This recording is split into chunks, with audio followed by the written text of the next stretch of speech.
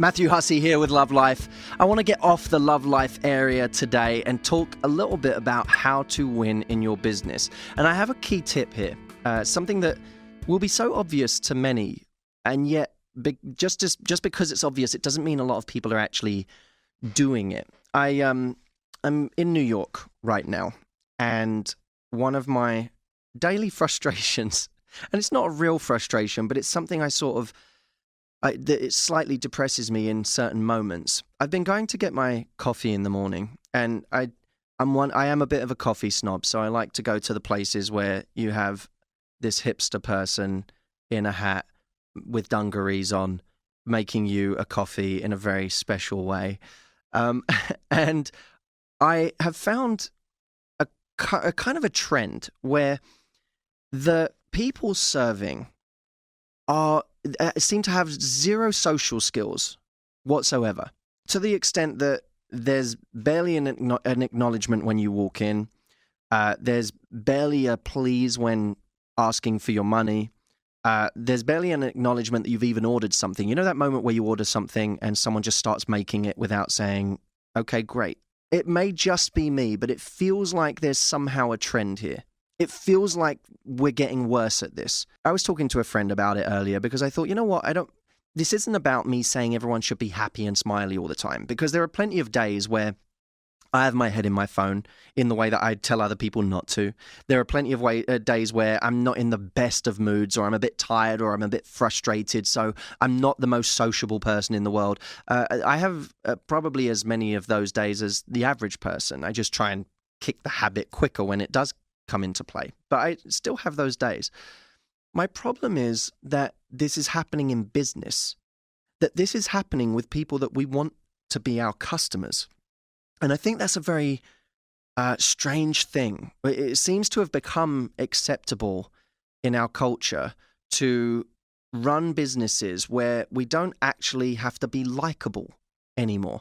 We don't have to be the people that people would want to do business with. It's almost like, I'm sorry for picking on the coffee people right now, because I feel like that's what sparked this. But it's not just the coffee people. But if we're taking that example, it's almost like, because I serve this amazing coffee, which they do, I'm not doubting that for a second. The coffee they make is unbelievable.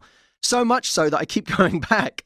But if a coffee shop opened next to the ones that I go to right now, where I got even half a smile and a little bit of love going in there, I would absolutely leave these places in a second and opt for the one with more likability. And my message, in a way, is to all of those people out there who are maybe running small businesses, or maybe even the people in big businesses who are dealing with clients. The people that are likable, the people that go out of their way to brighten up their customers' day a little bit, to smile, to be someone who other people would want to be around, those are the people that are going to win in the long term. I'm utterly convinced of it. I don't care how good your product is, and part of me is tempted to say that in a lot of businesses, when they think their product is really great, they feel like they can get away with treating you in a slightly arrogant manner. They have an ego about what they're selling. And I find this in a lot of clothing stores as well. When you go into a certain high-end clothing store, there's often this attitude that comes with it. And the lesson here is people always buy people. You know, sometimes we go to shops just because we like what they have, but that's not sustainable in the long term. The brands and the companies that win time and again are the ones we actually enjoy buying from. My message is simple.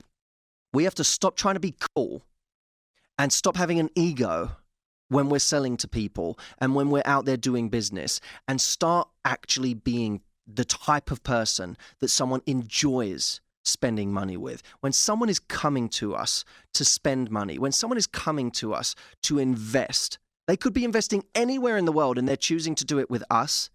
That deserves a particular kind of respect and attention and kindness.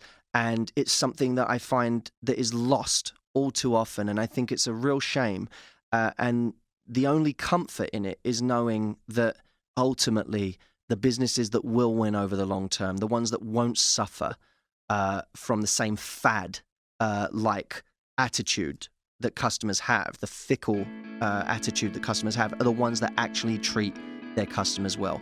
Those will be the ones that benefit from the loyalty that no one else does. So that's it. Come join me for the conversation on Facebook, facebook.com/Coach Matthew Hussey. I will see you soon.